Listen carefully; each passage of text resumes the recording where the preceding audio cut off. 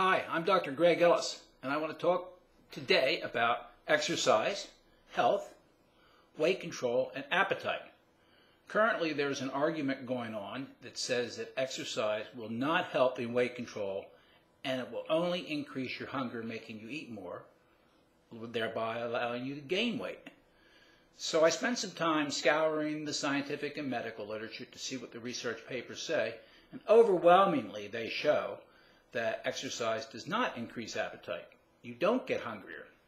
So that's really good to know. You got to incorporate exercise into your program. Now, the question becomes, how many calories do we need to burn during exercise so we get a weight control benefit? Well, we know that 30 minutes a day will help improve our health, reduce our risk of getting chronic diseases such as heart disease and diabetes.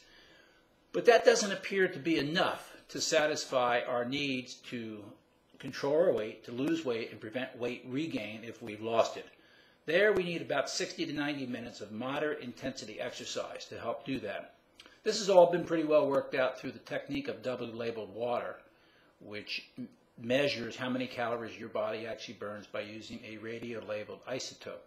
Over a period of 3 weeks, they can measure exactly how many calories you burn each day.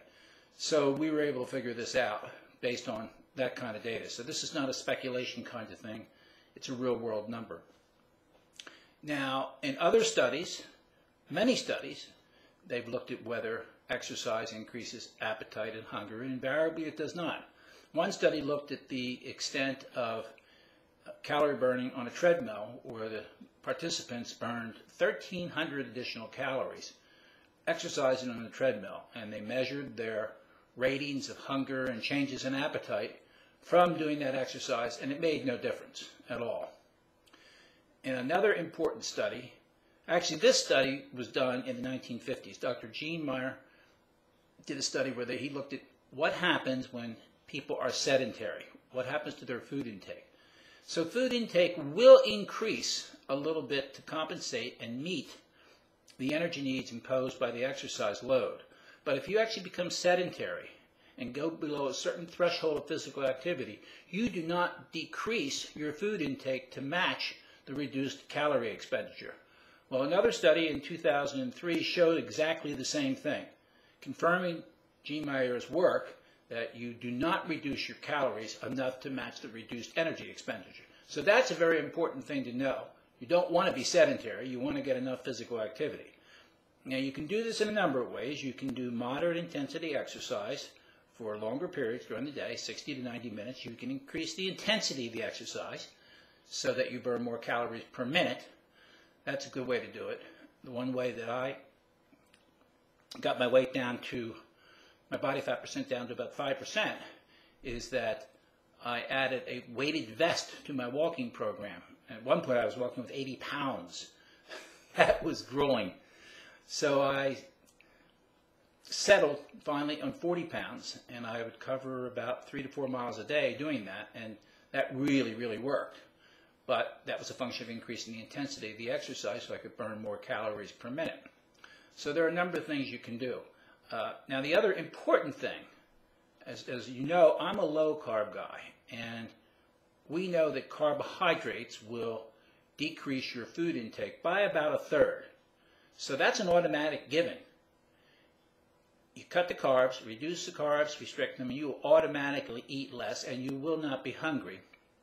Principally because when you eat carbohydrates, they get converted into body fat, and the blood clears the fuel, and then the tissues that need fuel send a feeding signal to the brain telling you the animal to eat.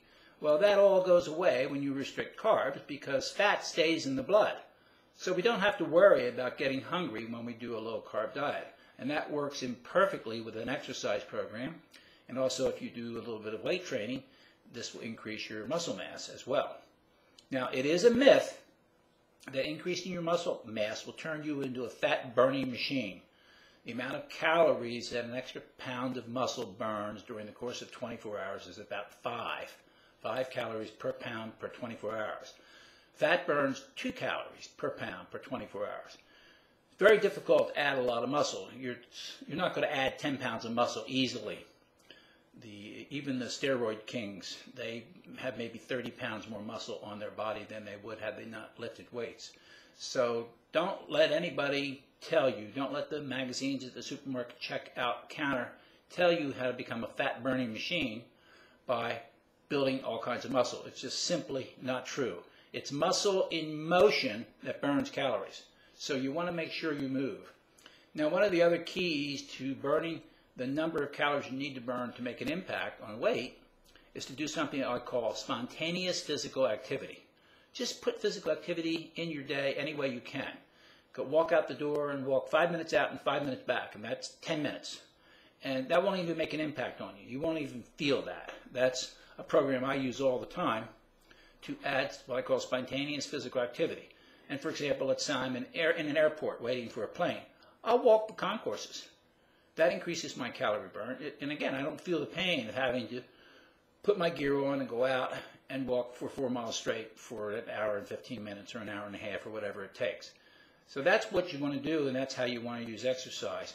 But the combination of using exercise and restricting your carbohydrates will determine and dictate that you will not get hungry. So exercise will not increase your hunger, and you don't have to worry about that. So it's a myth that exercise is going to make you hungry, and therefore it's useless. And it's good for weight control. It will contribute to a weight control program, and it will also contribute to your health.